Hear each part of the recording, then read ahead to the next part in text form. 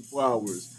And you know, I've been really busy, really occupied as of lately because I'm formulating something great for the future.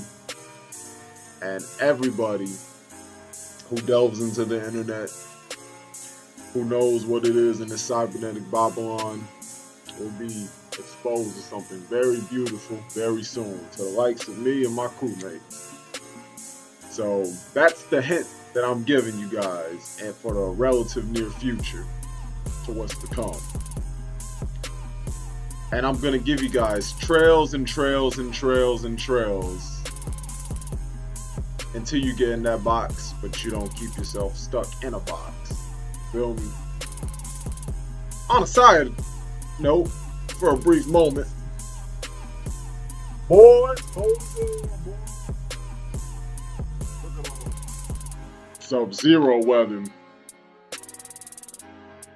The type of stuff where somebody might have to go find a polar bear and nab some fur.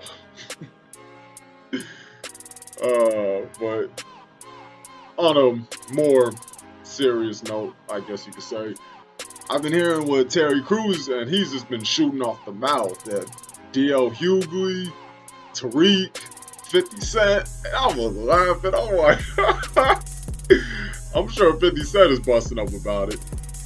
And I guess the reason why he came at Tariq, I mean, we know why he came at 50, because the man was trolling. He came at Tariq because Tariq, apparently he exudes toxic masculinity. You know, the same thing that these feminists, these feminuts regurgitate. But they don't even understand how important that masculine principle is. Why do you think all these effeminate, hyper-masculine Negroes out here in Chicago go and shoot up any and everybody? Yep. It would probably be a lot less Kanika Jenkins incidences and Tayshawn Lee, and I'd even argue Laquan McDonald situations if it wasn't for the factor of hypermasculinity when you think about it down the line, because we wouldn't even have to have these issues with these cops and things would be in order, but things are not in order when you are brought up in an environment in a single parent, and let's call it what it is, a single mother household. That's what a lot of these black women are, unfortunately. And ultimately speaking, it's only going to be this city where I was born and raised in Chicago is going to be like ground zero. It's going to be the prototypical city. It's going to be the first city where I introduced martial art. I'm calling it right now.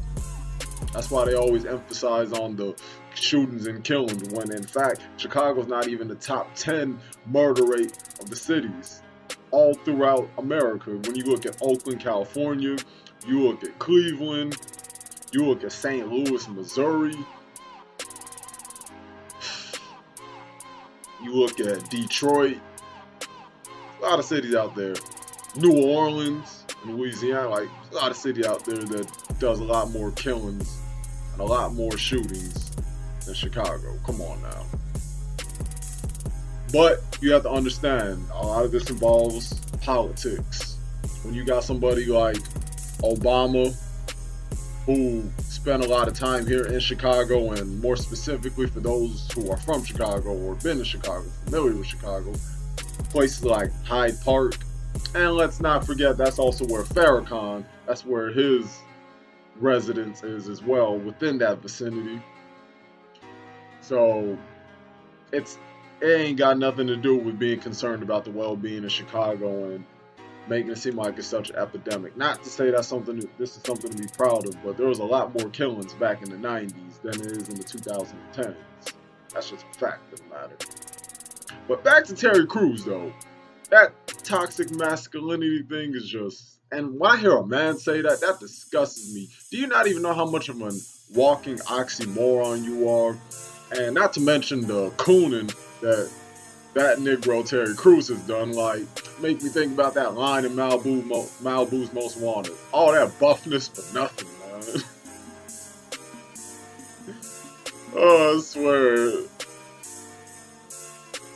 Like, when I thought about when he described that incident on the news and how he felt and how he's talking about threatening the likes of Tariq, of 50, of D.L. Hughley, and several others. Like, when you're talking about being violent and aggressive to other black men as a black man, that shows me what type of subconscious cooning Terry Crews is doing. I'm not even talking about all the cross-dressing that he's done in his commercial with all the deodorant and all the hygiene products. I ain't even referring to that. I'm just referring to the fact that you did this in 2019, talking about you gonna smack the shit, but you didn't do that to the dude who actually grabbed your genitals.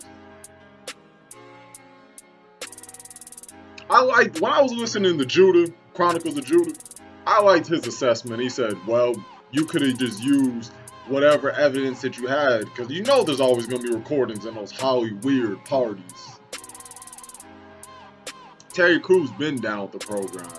I even remember there was a scene in White Chicks where he allegedly, or where he slept with another dude. I ain't gonna say allegedly. He slept with another dude in the film, and he was screaming. I'm like, he's like, good morning, my snowflake. I'm like, come on, like, why would you even display something like that?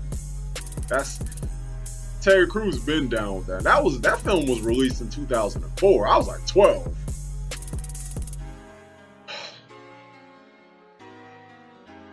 Sick. Speaking of Holly Weird and Hollywood, I can't wait, because I'm coming out with an epic video. Be ready for White Supremacy Paradox Part 3. Because if you've been familiar with my channel since 2016, it's a tradition of mine to come out with that series always in February, because that's Black History Month, quote unquote, the so-called black people. So be ready for that. This is gonna go down as one of my best and definitely most controversial. It's gonna be facts on facts on facts on facts. But yeah, Simps, these hoes, these thoughts, these feminazis fucking up the natural order of things. I was even watching an interview on the Breakfast Club with a chick who has an HBO special named Amanda Seales. She gave me a vibe that was like Tiffany Haddish, except with a bit, she was more intelligent, but her attitude, she seemed like the type of woman who would just trample over any other man who would be in a relationship with her and have this matriarchal vibe to her. So I couldn't ride with a woman like that. You already know, when it comes to living in this civilization, in this cybernetic Babylon, the black man, we're the butt of everybody's joke. Trust me, these black women, when you watch if you watch the Real Housewives and Love and Hip Hop, or you go on Shade Room, trust me, these black women are gonna come. I would call them sisters, but nah, just because they're your same skin, don't make them your kin. So I don't even want to say all that, but yeah, that's pretty much what it is. It's incredible, man. Like, just the way people are displaying their true colors, the true nature, all throughout social media. They create this alter ego and all these AVIs, and they just are a completely different person. And then they try to infuse that in the quote-unquote real world, and then they don't get the same results.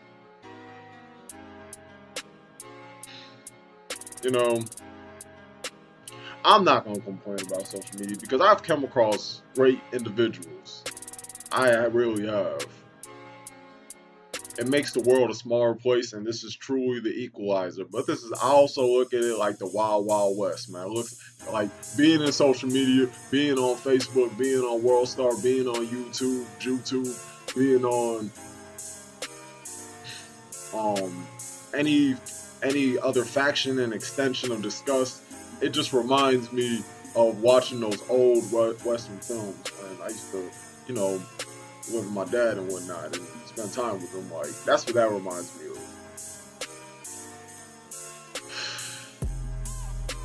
Man. But yeah,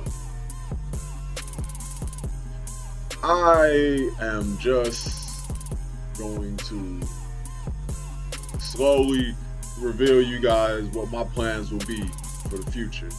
It's a quick little brief video for you guys. I ain't got too much to say. Till then, just enjoy what's being said now and what other content creators are presenting to you. Peace.